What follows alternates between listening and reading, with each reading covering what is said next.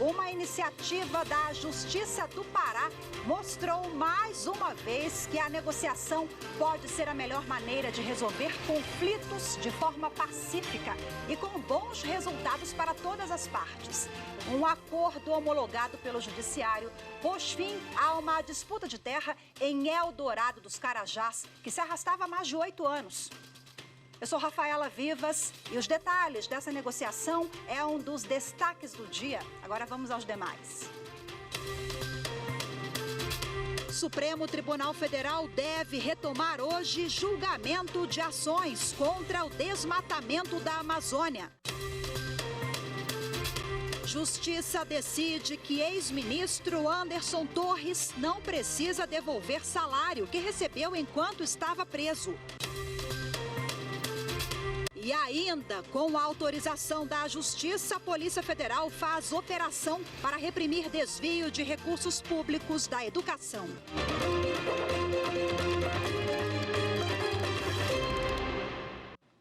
A Justiça Federal, em Brasília, negou o pedido da Advocacia Geral da União para que o ex-ministro da Justiça, Anderson Torres, devolvesse o dinheiro que recebeu de salário quando ficou preso no ano passado. O ex-ministro, que é funcionário de carreira da Polícia Federal, ficou em prisão preventiva entre janeiro e maio do ano passado por suspeitas de ter sido conivente com os atos antidemocráticos de 8 de janeiro. No período em que esteve preso, Torres recebeu R$ 87.600.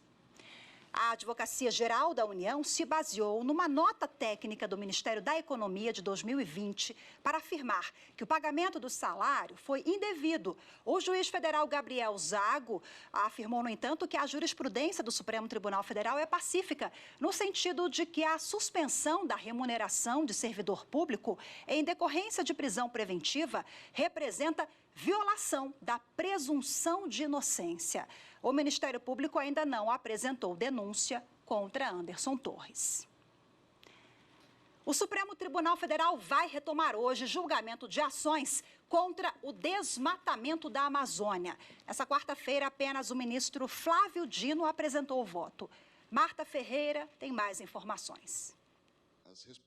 São 4 ações sob a relatoria do ministro André Mendonça e outras 2 que têm a ministra Carmen Lúcia como relatora. Nessa quarta-feira, os ministros retomaram a análise das 2 ações de relatoria da ministra Carmen Lúcia. Em 2022, quando o julgamento foi iniciado, a ministra Carmen Lúcia havia votado no sentido de reconhecer que o governo federal foi omisso em coibir o desmatamento. Agora, a ministra reformulou alguns pontos do voto, porque houve mudanças no cenário da época em que as ações foram ajuizadas. Carmen Lúcia manteve o reconhecimento do desmonte da política ambiental, mas entendeu que está ocorrendo um processo de retomada da constitucionalização e assim fez alguns ajustes. De providências pelo Poder Executivo para cumprir as metas, o PPCDAN que foi retomado desde o ano passado, a continuidade, a União firmar o compromisso de dar continuidade para cumprimento dos prazos, não apenas até 2023, que já se passou o prazo até 2025, e, portanto, com isso, acho que o ministro André e eu estamos de acordo, porque as providências iniciais que ele não tinha achado claro na parte dispositiva do voto e que ele enfatizou, eu adotei. Portanto, até aqui é pela parcial procedência das ações. O ministro André Mendonça reconheceu a carência de políticas adequadas ao meio ambiente, mas não declarou o estado de coisas inconstitucional. Ele votou pela procedência parcial das ações, acompanhando a relatora em determinações relativas ao PPCDAN, pelo fortalecimento do IBAMA, ICMBio e FUNAI, e pela adoção de medidas para a proteção da Amazônia, sem deixar outros biomas desprotegidos. Na sequência, o ministro Flávio Dino votou no mesmo sentido de Mendonça. Considero que nós não devemos, nesse momento, declarar o estado de coisas inconstitucional e justifico. Esse é um instituto extremo. Lembremos que o Brasil vai sediar o G20. Lembremos que o Brasil vai sediar a COP. E isso acontecendo sob égide de um pronunciamento limite, enfático, contundente do Supremo Tribunal Federal, dizendo que nós vivemos uma situação tão grave ao ponto de haver essa declaração desta natureza, dessa índole. O julgamento será retomado nesta quinta-feira com o voto do ministro Cristiano Zanin e dos demais ministros. A terceira turma do Tribunal Superior do Trabalho restabeleceu sentença que autorizou a usina de açúcar Santa Terezinha, em Tapejara, no Paraná, a cobrar de uma trabalhadora rural a contribuição confederativa instituída em norma coletiva. Bom, segundo a decisão, a cobrança é constitucional, mesmo que a profissional não seja afiliada a sindicato da categoria. Os valores arrecadados com a contribuição confederativa são destinados à manutenção dos serviços prestados pela entidade aos trabalhadores. As informações com o repórter Anderson Conrado. Em abril de 2018, a trabalhadora ajuizou a ação trabalhista pedindo a restituição dos descontos, alegando que autorizou a medida por medo de ser penalizada. Também, segundo ela, o desconto só pode ser efetuado de empregados sindicalizados, situação que não foi comprovada. O TRT da 9ª Região no Paraná reformou a sentença de primeiro grau e determinou a restituição dos valores, uma vez que não havia prova de que a mulher fosse sindicalizada. O caso chegou ao TST. Prevaleceu no julgamento do recurso da usina o entendimento firmado pelo Supremo Tribunal Federal sobre o assunto. Para o STF, é constitucional a instituição, por acordo ou convenção coletivos, de contribuições assistenciais para todos os empregados da categoria, ainda que não sindicalizados, desde que assegurado o direito de oposição. O relator do caso na terceira turma do TST, ministro José Roberto Pimenta, considerou que, além da previsão de desconto nos instrumentos coletivos, a falta de uma declaração da trabalhadora em sentido contrário não permite concluir que ela fosse contrária à cobrança. A decisão foi unânime e não cabe mais recurso. A quinta turma do Superior Tribunal de Justiça admitiu a fixação de indenização por dano moral coletivo no processo penal. As informações com Marina Campos. O entendimento foi estabelecido pela quinta turma ao acolher parcialmente um recurso especial do Ministério Público Federal e determinar que o Tribunal Regional Federal da 2ª Região retome o julgamento da apelação em um processo oriundo da Operação Armadeira, que apurou esquema de fraude em fiscalizações da Receita Federal, para examinar se houve dano moral coletivo. No processo, um empresário teve contas bancárias bloqueadas para garantir o pagamento de eventuais danos materiais estimados em 4 milhões de reais e de danos morais coletivos no mesmo valor. Contudo, em segunda instância, o TRF2 liberou o bloqueio relativo aos danos morais coletivos. O entendimento é de que eventual ressarcimento a esse título deveria ser exigido por meio próprio, como ação civil pública ou ação por improbidade administrativa. Para o relator, ministro Ribeiro Dantas, a decisão de segunda instância divergiu do entendimento do Supremo Tribunal Federal, que já admitiu a indenização por dano moral coletivo no processo criminal. Contudo, segundo o ministro, o STJ não poderia reestabelecer imediatamente o bloqueio de valores para a garantia do pagamento dos danos morais coletivos, porque o Tribunal Regional nem chegou a examinar se, no caso dos autos, realmente existem indícios da ocorrência do prejuízo extrapatrimonial coletivo. Justiça do Pará homologa acordo histórico que realocou famílias que ocupavam uma área privada no município de Eldorado dos Carajás. Os detalhes em instantes. Voltamos já.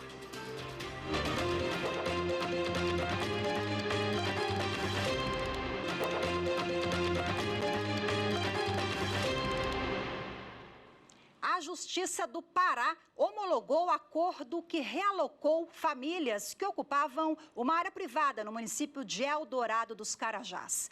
A solução aprovada pelo Poder Judiciário muda a forma de lidar com os conflitos de terra que marcam a região. Eldorado dos Carajás ficou conhecido em todo o país após o massacre que terminou com a morte de 21 trabalhadores sem terra em 1996.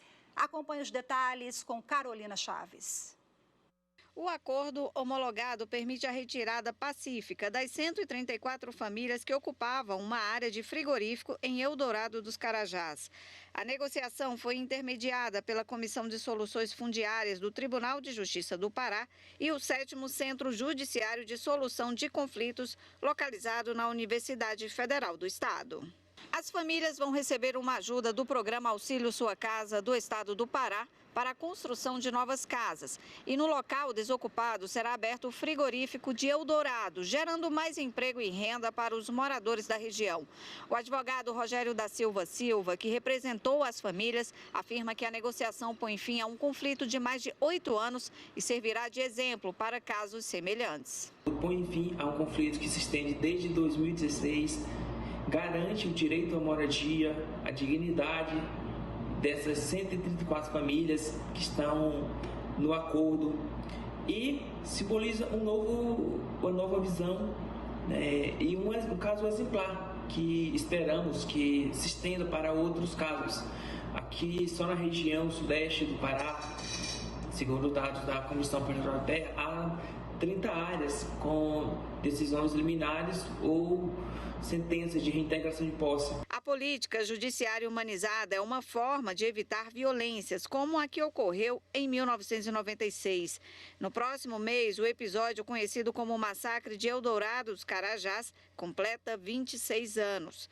Na época, 21 pessoas foram assassinadas durante uma reintegração de posse. O coordenador da Comissão Nacional de Soluções Fundiárias, conselheiro José Rotondano, ressaltou a importância de uma justiça humanizada para evitar esses conflitos. São situações como essas que devem ser replicadas por todo o Brasil, nos induzindo a refletir sobre a importância de uma política judiciária humanizada sobre conflitos judiciários, em que o direito à moradia também será garantido aos cidadãos mais vulneráveis por meio de um diálogo permanente em todas as instituições. E agora vamos repercutir esse tema ao vivo. Aqui eu recebo no estúdio da TV Justiça o juiz Agenor de Andrade, que é integrante da Comissão Regional do Tribunal de Justiça do Pará e da Comissão Nacional de Soluções Fundiárias do Conselho Nacional de Justiça, CNJ. Seja muito bem-vindo. Boa tarde, doutora Agenor. Boa tarde, muito obrigado pelo convite. Estou aqui à disposição para conversar sobre esse importante tema. Muito obrigada. Vamos começar pelo massacre de Eldorado dos Carajás. O senhor atuou, né, esteve ali à frente, ao lado de outras entidades que participaram, junto com o Poder Judiciário, desse acordo histórico, né? O que isso significa para essas famílias, depois de tantos anos? É um acordo histórico de fato? E conta para a gente se foi a primeira vez que esse acordo foi ali mediado pelo Poder Judiciário. Realizar esse acordo em Eldorado dos Carajás é algo muito impactante para todo o Poder Judiciário, já que historicamente conhecemos Eldorado dos Carajás como o massacre de Eldorado dos Carajás, onde o grande conflito envolvendo o mesmo conflito que estávamos exatamente no mesmo momento de que estavam aqueles trabalhadores há anos atrás. No entanto, o formato, a solução, a construção de forma conjunta e ideológica foi diferente. Isso mostra que a justiça, apesar de ter havido uma grande tragédia, teve que se adaptar aos novos momentos, exatamente garantindo direitos fundamentais àquela comunidade. Inclusive, um sobrevivente do massacre esteve ao lado dos senhores, né, na mediação para a negociação. Exatamente, é o seu Elisvaldo, morador de Eldorado dos Carajás, e foi muito emocionante a fala dele quando disse que, no ato de homologação, disse com as suas palavras: este foi o momento, este foi o horário que a polícia estava entrando e hoje nós vemos poças de água aqui, que estavam chovendo no momento, mas no dia víamos poças de sangue e nós não tivemos a oportunidade de conversar naquele momento como nós tivemos na realização desse conflito. Então isso foi muito impactante, mostrando que o judiciário pode sim ser um braço da justiça social. E conta pra gente qual é o apoio que essas famílias receberão agora. O Estado, nós já apresentamos na reportagem, né, que vai dar uma série de... instituiu ali auxílio, moradia, inclusive, né? Como é que fica o dia seguinte após esse acordo, a semana seguinte, porque o acordo foi homologado nos últimos dias? Bem, esse processo é o processo de 2016, em que já havia um trânsito em julgado. Então é importante considerar isso, porque um processo de 2016 com trânsito em julgado não caberia mais qualquer tipo de recurso. O que é trânsito em julgado? Vamos explicar para quem nos acompanha e não compreendeu direito, ou seja, não cabe mais recurso. Exatamente, não caberia mais qualquer tipo de recurso e a decisão já era para a população se retirar daquela área e não ser destinada para qualquer outro local. Ou seja, a população, em torno de 150 famílias, iriam ser destinadas, iam sair daquele local e não saberiam para onde ir. Aí entra a atuação das comissões de soluções fundiárias para criar formas alternativas e adequadas de que o conflito fosse resolvido, o processo fosse resolvido, mas também que fosse garantido os direitos fundamentais, em que foi estabelecido na DPF 828, que teve como ministro relator o ministro Barroso, como um regime de transição para que essas reintegrações não sejam violentas, não sejam truculentas, e sim sejam reintegrações que possam ser construídas soluções dialogadas com a qual nós procuramos fazer. Então, a Comissão de Soluções Fundiárias do Estado do Pará foi chamada em junho de 2023 a atuar nesse processo, um processo de 2016. Nós atuamos em junho de 2023 e quando foi agora em março, conseguimos a homologação deste acordo. Uma homologação deste acordo que contemplou todos os envolvidos, porque a população teve seu direito garantido, o município também. Pessoas que estavam na área viram que conflitos podem ser resolvidos de outra forma, de outro formato. E a gente viu que a Amazônia está na pauta do dia do STF. E quando a gente olha para a Amazônia, a gente tem que olhar também o povo da Amazônia, as pessoas da Amazônia. E isso é um formato de que a justiça pode ser esse braço e essa mão amiga daquelas populações mais vulneráveis. E como é que foi a percepção deles, dos moradores ali no dia a dia? Os senhores estiveram em loco em vários momentos, né? Porque foram várias etapas até a assinatura, a homologação. Há essa aproximação também do Poder Judiciário do Pará com a população, com os moradores que às vezes têm aquele senso comum de uma justiça inacessível, inalcançável. Isso foi um ponto muito importante, Rafaela, porque quando a gente se aproximou da população, a gente ganhou confiança. A gente viu que o juiz não estava lá para retirar eles da terra, que a polícia militar não estava lá para retirar eles de forma truculenta. Não. Essa aproximação fez com que eles mostrassem que nós queríamos apoiar, nós estávamos para construir juntos. Então, eles foram ouvidos, foram escutados, eles participaram da construção.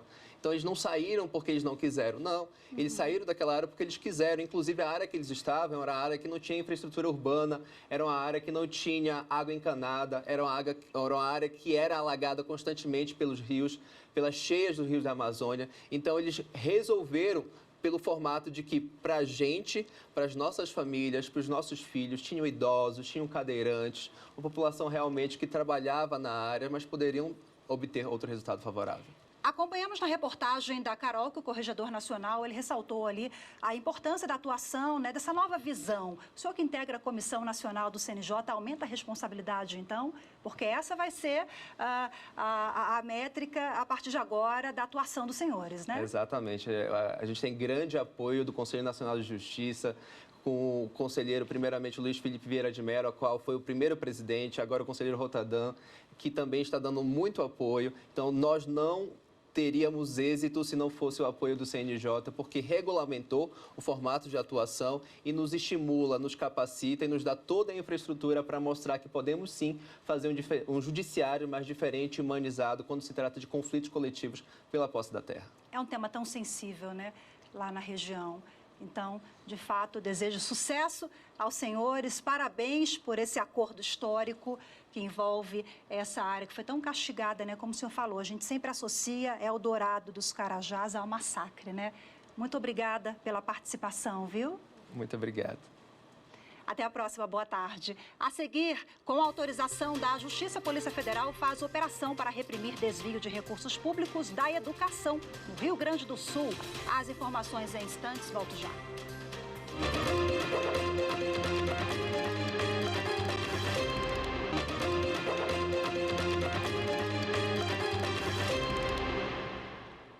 Com a autorização da 2ª Zona Eleitoral de Alagoas, a Polícia Federal fez uma operação de repressão a crime eleitoral. Uma pessoa foi presa. Segundo a investigação, ela se apresentou à Justiça Eleitoral com 4 identidades diferentes para fazer o registro eleitoral.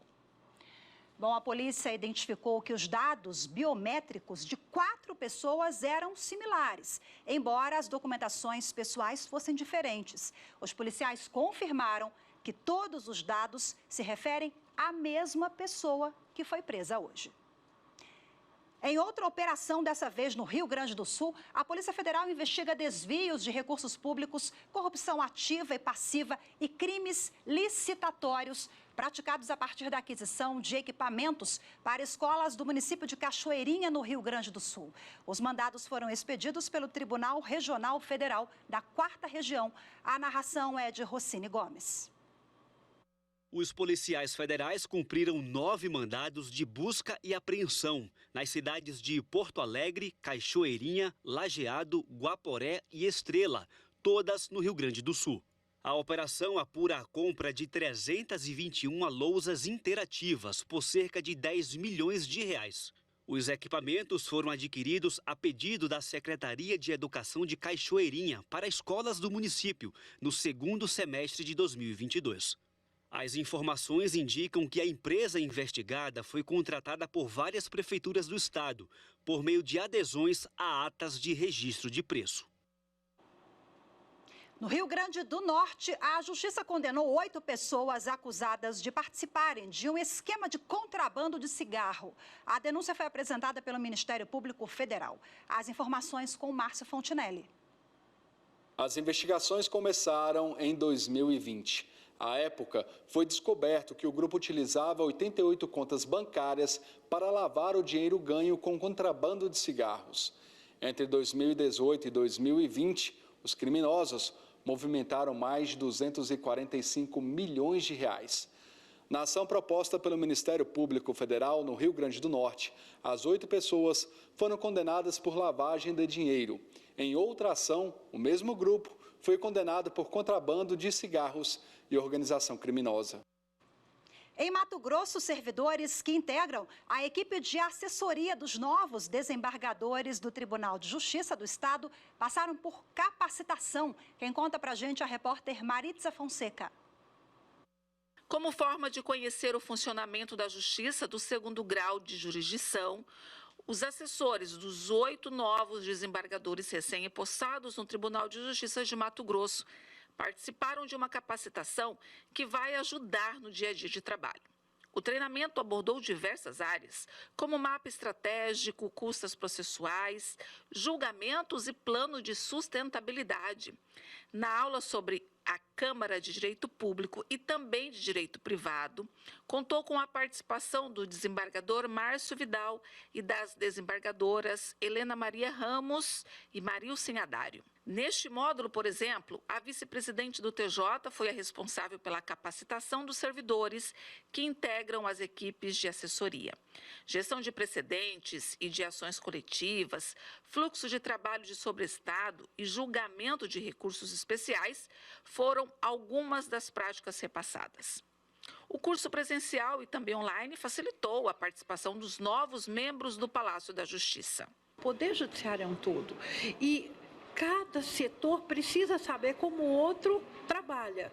E o nosso setor trabalha com todos os gabinetes, com os processos que vêm em todas as comarcas, porque são os processos que são encaminhados para os tribunais superiores. Então, nós temos uma série de ações que podem ser feitas que facilitam o trabalho dos gabinetes. Por exemplo, essa maneira de pesquisar a jurisprudência através dos precedentes do STJ, do STF, a gente pode fazer isso de uma forma muito mais fácil, muito mais leve. Então, vamos trabalhar, vamos estudar juntos.